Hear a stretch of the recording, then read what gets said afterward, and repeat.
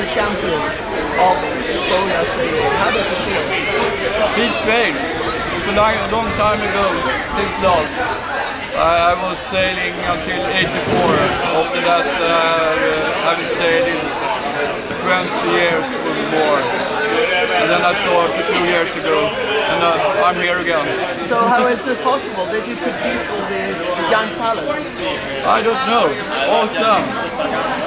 Maybe you need the experience. I don't know. And you have some experience. Yes, I have. You were a film Olympic sailing. Yes, I was sailing a lot in the 80s. I was in the Olympics 84, LA, wing glider sailing.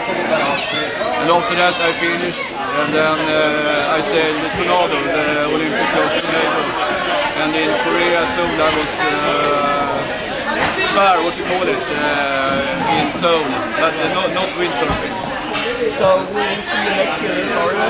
I hope so. When is it? In April. In April, yes, maybe. Could be something. Okay. Sounds nice. We hope to see you next year in Florida. Thank you very much. Congratulations on it. Wait a minute, I have to thank Jocke and Marie for very good arrangements. It was really fun, really good. Thank you. Congratulations.